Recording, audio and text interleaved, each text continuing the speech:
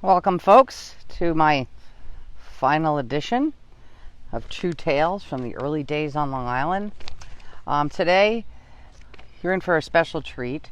My name is Margo Arceri, and I am part of the Three Village Historical Society, and we're doing these tales as part of the Three Village Historical Society Presents Tri-Spy Tours. When I first started this tour company in conjunction with the Historical Society, Brookhaven town historian Barbara M. Russell was quoted in the Times-Beacon Record newspapers saying, "Lucky is the child who hears the story from an elder and cherishes it for life." So I am that child.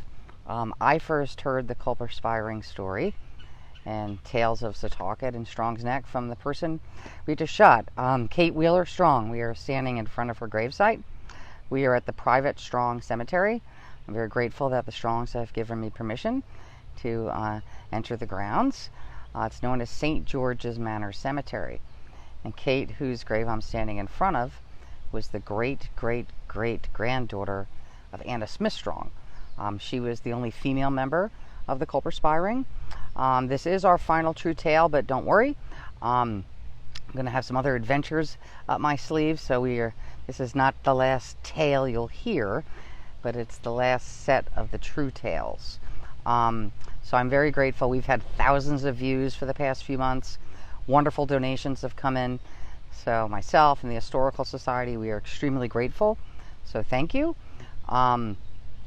Tri-Spy, for the folks who have never tuned in before, is a play on a triathlon, because we do a walking tour version, we do a bike version, and we do a kayak version along with Palmanock tours. So hopefully when we're up and running again, you folks who have not been on a tour, hope you can come down. A lot of people give private tours as gifts for reunions and family gatherings and birthdays.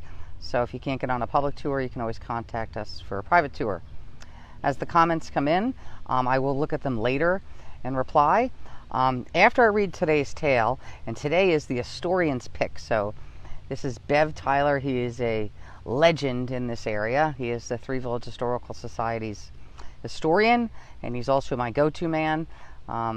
So I did Bev's pick today. So we're also working on a documentary with Bev for the whole history of the Three Village and Setauket area. So hopefully sometime next year, you folks will be able to view that. And we are looking for donations for that as well. So if you want to hit that donate now button, feel free. Hop over to the Three Village Historical Society's website. It's www.tvhs.org. But let's talk a little bit about Kate. Today, as I said, we're in the St. George's Manor Cemetery, and it's kind of part of where my story began. I used to come in here as a 7-year-old with a Strong descendant, Raymond Brewster Strong III, and we'd explore. You know, I fell in love with the story as a child. We'd go visit Kate in her home. She lived in this manor house, and we'd creep up the steps, and she was 98 when she passed away.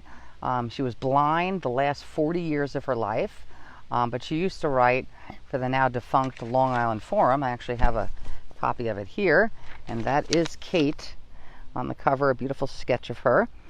These true tales from the early days on Long Island. And she used to tell us stories when we'd go up to her bedroom. She had a parrot in the corner. It was quite enchanting for a young person, but at the same time intimidating. She'd tell us we'd eat a bucket of dirt before we died, and all these wonderful little things. But she would tell us stories from her true tales. And one of them was about Nancy and her magic clothesline. Magic clothesline, I mean, imagine as a 7-year-old, I was hooked. So Nancy is what most family and friends refer to Anna Smith Strong as. And, you know, the story was about the Culper-Spiring and how she would use a clothesline as a form of espionage and a signal system to Abraham Woodhull. And the story's been passed down from generation to generation. Kate would invite all the neighbors over at the holiday times, and along with the Long Island Forum, they would publish these little booklets, and it had each month's story in it. And she would give these out to all the neighbors. So it was quite wonderful. There's another look. You can get a bunch of these. You can take them out. The M.S. Clark Library in Setauket, in the children's library section, has about 30 of them. So if you get a chance and you're over there when they open again, check it out because the stories are great. After I finish Bev's pick, and it's a bit of a lengthy story, so we have the entire story published on the website. I'm going to read you his favorite parts. I am going to read you a bit from the true tale I have with me about Port Jefferson because I think it's kind of neat. But right now, let's talk about Bev's pick. So his favorite true tale by Kate Wheeler Strong is A Journey from Albany. This was originally published in the Long Island Forum in 1974. So Kate died in 1977. So she continued to, tell these tales even though she was blind the last 40 years of her life. And she was enthralled with children. She loved to tell stories. She never married, never had any kids of her own. So the neighborhood kids, sort of her adopted children, myself being one of them. And she used to tell us that she never really thought blindness was a handicap, but the one thing she missed was the look of spontaneity in our eyes and the excitement when she would tell a story. So I hope I'm doing you right now, Kate. So this was originally published in 1974. The original story has a photo caption, and it's Senator Strong's journey in 1795 from Albany to Cooperstown, which was made in sleigh in stages. The final 19 miles were made in a 2-horse sleigh that the driver of which charged him $2. And this is a sketch, I don't know if you folks can see that, of the sleigh. So it's kind of neat. And again, that'll be published on our website. The caption of the photo, I think, speaks for itself. The story of Kate Strong's great-great-grandfather, Selah Strong, then a state senator, is a wonderful example of how difficult travel was in America and how, despite the hardships, many people traveled more often and for longer stretches than we modern folks realize. So these are Bev's notes and why he loves this so much. And these are excerpts from the story. Selah Strong traveled from Albany, as Kate Strong writes, to visit his daughter Margaret, who lived in Cooperstown and was very homesick for Long Island. From Albany, Strong took a sleigh to Schenectady in 2 stages of 7 and a 9-mile trip with a stop at an inn.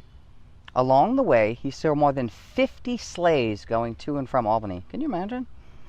From Schenectady, he continued by sleigh 7 miles to a place for the night where he found very poor entertainment both for food and lodging, Kate writes. The next day, Sunday, February 9th, he traveled the frozen river 12 miles to a crowded inn where he found it very difficult to get to the fire. And I always try to put myself in these stories. So imagine he traveled all that distance, couldn't get close to the fire, he's freezing, and with difficulty received a poor breakfast. The next leg was 16 miles along the river, but due to difficult rocks that necessitated the travel to be very close to the running stream, so that made it even more difficult. The next stop was at a house crowded with sleighs and people. After 2 miles more along the river and 6 inland stops, he had to get a new host for the remaining 19 miles to Cooperstown. After a stop for poor tea and no dinner, they had to cross the frozen Lake Otsego at night in the sleigh. That was probably a daunting task. But putting confidence in my courier, who assured me that we would be in no danger, he arrived at 7 p.m. to find his children and his family well. So you have to imagine today the trip from Albany to Cooperstown is about an hour and a half by car, or 75 miles, 7 hours on a bicycle, 75 miles. So it certainly was a much more difficult task going by sleigh as Senator Strong's journey was in 1795. So again, Senator Strong's trip to Albany, we're going to post on the website. But as I was waiting to set up, I was looking through the True Tale book I had here. And I'm just going to read you the beginning of one of them about Port Jeff, because I love how places they got their names and things like that. So this is Port Jefferson's past. Because of the marshy shores, which gave Port Jefferson its early name of Drowned Meadow. So Port Jefferson's first name was Drowned Meadow, and that was because of its marshy shores. It was not settled until after all the other villages in the vicinity, so that means Setauket, Mount Sinai, they were all settled prior. I have been told that up to 1800 there were only 3 houses there. Then John Wills, a shipbuilder, moved there from the east side of the Setauket Harbor. He bought land from my great-great-grandfather, Thomas Strong, who lived on the east side of Mount Misery Neck. Now, Mount Misery was, today it's known as Belterre. So the Strongs originally were from that area, and when Selah married Anna, after the Revolutionary War, the Strongs purchased the neck at auction, and then it became known as Strong's Neck. First it was Ye Little Neck, then it was, well, first it was Minnesota, and the Indian chief was here of the Selknam Indians, and then it was known as Ye Little Neck by the early colonists, and then it was sold to William Tangier Smith, and he called this northern portion of his property St. George's Manor. And then he fell on hard times, had to sell this northern portion to a fellow by the name of Andrew Seaton. He purchased it from the Smiths, but never finished paying them off. And then the war broke out, and he was a loyalist. So he left to secure his property in New Jersey. And that's how Anna ended up here, because the Smiths sent her over, and Selah and the children, to kind of secure the neck because he never finished paying off the mortgage payments. After the war, no one can find Seaton, and that's when the Strongs purchased it and it became known as Strong's Neck. Interesting note, up until 1917, so 100 years ago, there were only 4 houses on the neck. So I find that quite fascinating. And then the Strongs started to sell off little pieces, and today there's about 300 homes located on the neck.